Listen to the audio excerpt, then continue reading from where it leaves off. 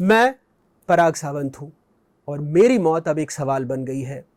एक मरा हुआ आदमी, एक जिंदा सवाल, एक पिता, एक बेटा, एक पति और एक अधूरा इंसाफ। 11 जुलाई 2006 मुंबई की धड़कन लोकल ट्रेनें रोज की तरह चल रही थीं। शाम का वक्त था। मैं अंधेरी से अपने घर भायंदर के लिए निकला था। चर्च गेट विरार लोकल पकड़ी थी।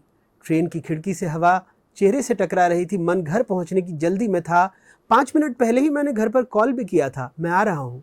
मैं वो आदमी हूँ जिसने फर्स्ट क्लास का पास खरीदा, एक प्रमोशन की खुशी मनाई और 10 दिन बाद उस पास के साथ मौत की ट्रेन में चढ़ गया। मैं घर नहीं पहुंचा। मैं वहां पहुंचा जहां जिंदगी और मौत के बीच की दीवार बहुत पतली होती है। हिंदुजा अस्पताल, बेड नंबर 27। धमाका हुआ था। ट्रेन के डिब्बे में मौत उतरी थी। 187 लोग वहीं मारे गए और मैं जिंदा था, लेकिन नहीं भी था। 35 साल का था मैं जब कोमा में चला गया। 2 साल बाद आंखें खोली, माँ को पुकारा, मुस्कुराया भी। माँ ने समझा शायद बेटा लौट आया है, लेकिन नहीं। उसके बाद मैंने फिर कभी कोई शब्द नहीं कहा। मेरे दिमाग में कई चोट लगी। डॉक्टर BK मिश्रा ने कई बार सर्जरी की। हर बार माँ ने भगवान से कहा, बस एक बार मेरा बेटा ठीक हो जाए। 9 साल अस्पताल का बेड मेरा घर बन गया। बेड नंबर 27, हिंदुजा अस्पताल का वही कोना जहां मैं सांस लेता रहा, चुपचाप, निष्प्राण। माँ हर सुबह आती थी, एक दिन भी नहीं चूकी। उस सुबह भी नहीं जब मैंने आखिरी सांस ली। पत्नी, जिसने हर दिन अपनी आंखों से मुझे मरते देखा लेकिन जीना नहीं छोड़ा। बेटी प्रणति, जिसने कभी मेरी उंगली नहीं पकड़ी, कभी गोद में नहीं आई। हर हफ्ते वो अस्पताल आती थी पापा को यानी मुझे देखने, पर वो खेलने का मतलब समझ ही नहीं पाई क्योंकि उसके पापा कोमा में थे। अपने कमरे में कुछ साल बाद मैं थोड़ा बोलने लगा था। पानी, हाँ, नहीं जैसे शब्द। बेटी से बात करने की कोशिश की। बीवी की आंखों में फिर से उम्मीद आई, लेकिन मैं फिर अंधेरे में चला गया। एक बार फिर कोमा। पर अदालत कहती है कोई दोषी नहीं है, सबूत पूरे नहीं थे, संदेह का लाभ मिल गया। तो क्या मेरी मौत बस एक गलती थी? क्या मैं किसी का शिकार नहीं था? क्या मेरी माँ, मेरी बेटी, मेरी पत्नी सब बस एक अधूरी कहानी का हिस्सा थे?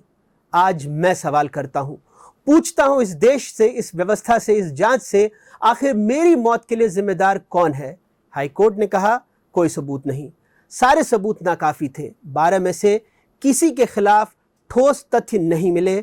सभी को संदेह का लाभ मिल गया। फांसी की सजा रद्द, उम्र कैद खत्म, सभी निर्दोष, लगभग सारे आजाद। तो क्या वो धमाके नहीं हुए थे? क्या मेरी माँ हर सुबह बेड नंबर 27 पर मुझसे बातें नहीं करती थी?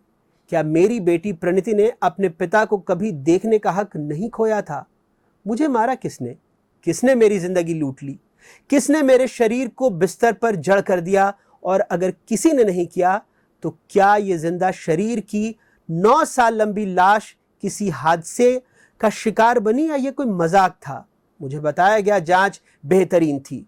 तत्कालीन मुंबई पुलिस कमिश्नर ने कहा था बेहद पेशेवर था ये जांच, बहुत खूबसूरत जांच का नमूना थी। उन्होंने प्रेस कॉन्फ्रेंस में कहा प्रेशर कुकर बम थे, RDX, ammonium nitrate, nitrite, petroleum hydrocarbon से बनाए गए बम, स्टेशनों की रेकी की गई, सिमी, लश्कर तैयबा, विदेशी आतंकवादी, सारी कहानी तैयार थी। क्या ये सब कहानियां ही थी?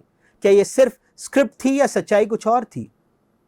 ATS ने जिन लोगों को पकड़ा उनमें से कई को पाकिस्तान भेजे जाने, हथियार का प्रशिक्षण लेने और 4 पाकिस्तानी घुसपैठियों को शरण देने का उन पर आरोप लगा था। 2004 से एजेंसियां जिन पर निगरानी कर रही थीं, उन्हें 2006 में कैसे मौका मिला 7 बम रखने का? तो क्या जांच ही झूठी थी या अब का फैसला, या फिर मेरी मौत ही गलत थी? मैं पराग सावंत हूं। हाँ, अब मेरी मौत हो चुकी है, लेकिन शायद अब भी कुछ जिंदा है। एक सवाल, एक दर्द, एक सिसकी। अब अदालत कहती है मेरी मौत का कोई गुनहगार नहीं। तो अब आप बताइए, क्या मैं अपने घर नहीं लौट सकता था उस शाम को? क्या मेरी जिंदगी की कोई कीमत नहीं थी? क्या 189 लाशों के पीछे कोई चेहरा नहीं, कोई कातिल नहीं, कोई जिम्मेदार नहीं? मैं पराग सावंत हूं। अब शायद आप सुने, अब शायद आप पूछे, हमने एक जिंदगी खो दी और सिस्टम ने इंसाफ भी। ये सिर्फ एक विस्फोट नहीं था, ये उस भरोसे की मौत थी जो हम अदालतों, सरकारों और जांच एजेंसियों पर करते हैं। मैं पराग सावंत हूं। अब आप सुनिए, पूछिए मेरी मौत का जवाब कौन देगा, मेरी बेटी को पिता कौन लौटाएगा, मेरी पत्नी को उसका हमसफर कौन देगा, मेरी माँ को बेटा कौन देगा। अदालतें चुप है, सरकार चुप है, पर मेरे सवाल अब भी जिंदा हैं। एक धमाके ने मेरी जिंदगी छीन ली, लेकिन सिस्टम ने मेरी मौत को बेवजह करार दिया। मैं पराग सावंत हूं, शायद अब आप मुझे सुनेंगे।